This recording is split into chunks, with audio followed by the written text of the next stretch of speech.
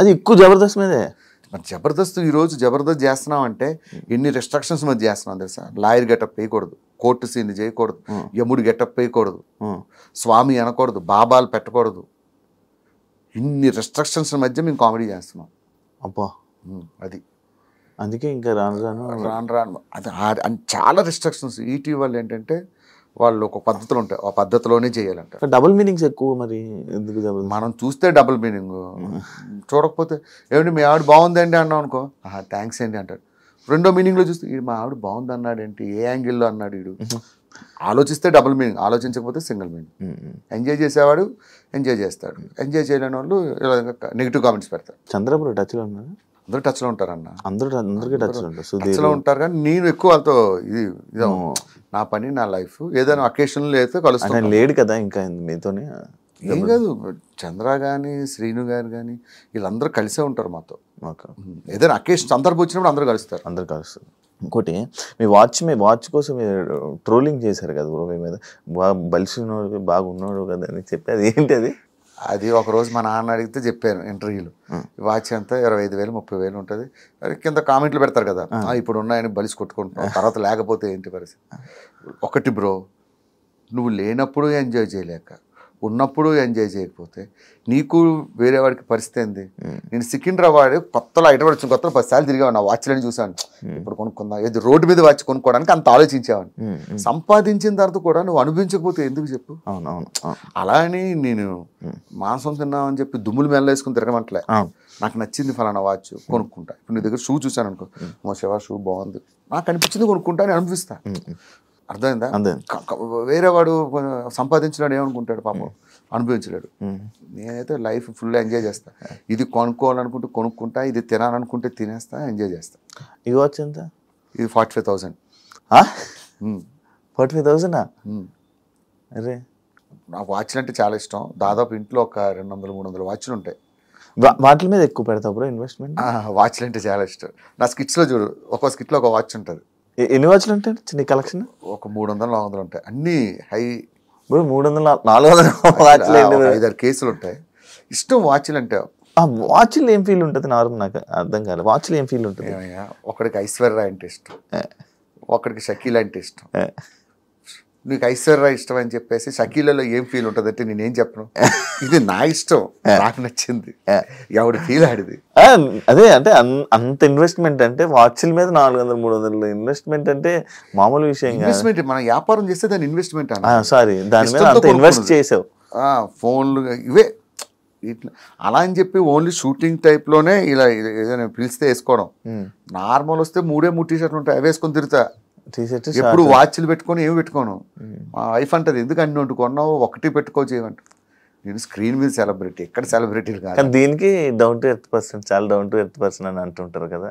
Down to earth person ఇలా బయట తిరుగుతుంటే టీ-షర్ట్లు వేసుకొని, అందుకే ఎక్కువ ముస్లిమ్స్ ఏరియాలో తిరుగుతా. అక్కడైతే అప్పుడు గుర్తుపడ్డా, పాట ఆడితే ఇక్కడికి వెళ్ళిపోతా, మల్లేపల్లి షోర్మాలు ఇవి తిని ఎంజాయ్ చేస్తా.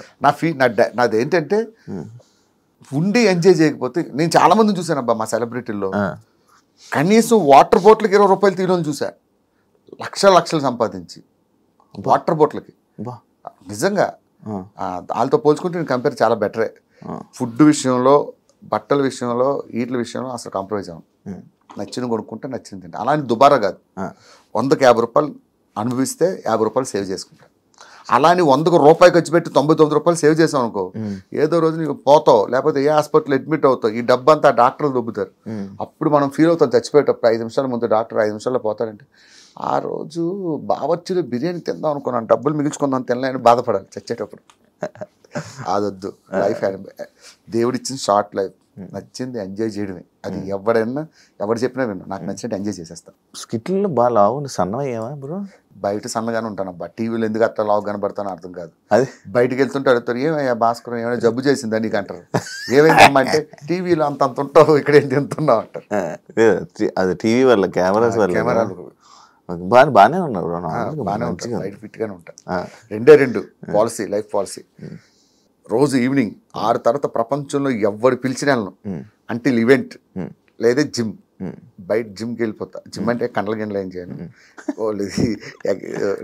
కార్డియో ఎక్సర్సైజ్, ఇవి 2. తుఫాన్ వచ్చినా వెళ్ళిపోతా. మా ఆవిడ అడుగుతుంది ఎందుకు వెళ్తావు ఈ టైంలో, వర్షం వస్తుంది. రెండే రెండు, అయితే బయటికి వెళ్ళి డబ్బులు సంపాదించాలా లేకపోతే ఆరోగ్యం సంపాదించాలా. ఆరోగ్యం డబ్బు కన్నా విలువైంది, సో దానికి ఎక్కువ ఇంపార్టెన్స్ ఇస్తాం. Last final question bro, India గురించి. ఇండియా గురించి పహల్గామ్ ఏదైతే అటాక్ జరిగిందో దాని గురించి మాట్లాడుతూ గొప్పలో మనం ఉంటుంది కదా బ్రో. ఒక నీ ఇండియన్గా నీ ఫీలింగ్ ఏంటి బ్రో? అంటే లైక్ నేను ఇది అడగడానికి ఒక రీజన్ కూడా ఉంది. అంటే కొంతమంది సెలబ్రిటీస్ కానీ వీళ్ళు కానీ ముస్లిమ్స్ వాళ్ళు ఉన్నారు. ముస్లిమ్స్ అంటే ఇప్పుడు ప్రతి ఒక్క ముస్లింని తిట్టడం జరుగుతుంది కొంతమంది. గుర్తుపెట్టుకో బ్రో, ఇండియాలో ఉన్న ప్రతి ముస్లిం ఇండియన్. మనం ఎవరో ఒక ఇద్దరు ఉంటారు చేరపురుగుడు. ఎక్కడ ఉండరు? ముస్లిమ్స్లో ఉంటారా? హిందువుల్లో ఎదవలు లేరా? మన హిందువుల్లో కూడా 2-3 ఎదవలు ఉంటారు. ఎవరో ఇద్దరు కామెంట్లు పెట్టారు, ఇద్దరు అలా చేశారని అందరిని అనడం అనేది అది కరెక్ట్ కాదు. అది అబ్సల్యూట్లీ రాంగ్. ఇండియాలో పుట్టిన ప్రతి వాడు ఇండియాకే సపోర్ట్ చేస్తారు. ఎవరో 2-3 పాకిస్తాన్ సపోర్ట్ చేస్తారు. అలాంటి వాళ్ళు నేను కూడా చూశాను. వాళ్ళని అనడం తప్పు. జరిగింది, వాళ్ళు చేసింది తప్పు, ఆ విషయం అందరికీ తెలుసు.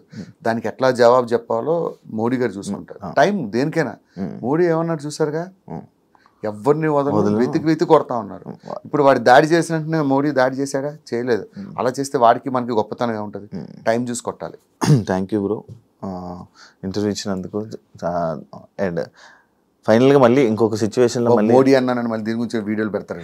మోడీ గారు ఇష్టం కాబట్టి మోదీ గారు అన్న ప్రతిదీ మాట్లాడడానికి భయపడాలి. ఇప్పుడు మోదీ గారు అంటే అది పక్కన పెట్టి, ఇప్పుడు ఫలానా చిన్న హీరోని అనుకో, హీరో పేరు పెట్టాం అనుకో, ఏంట్రా రమేష్ అంటున్నావేంటి, రమేష్ గారు పలిసిందారా అంటారు కింద కామెంట్.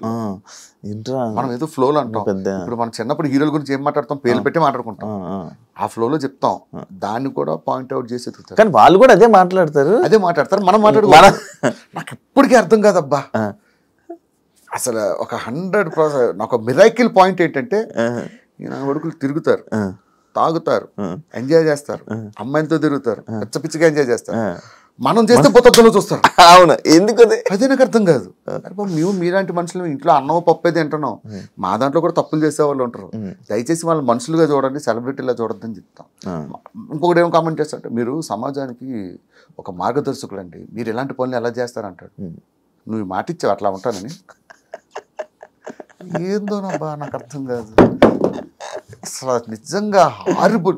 పొరపాటు నువ్వు ఏ అమ్మాయిని నీ గురించి ఏదైనా కంప్లైంట్ ఇచ్చి ఏదైనా చేసింది అనుకో, ఒకటి ఇంకా నీ గురించి పడుతుంటే రప్ప జరిగింది అంతే.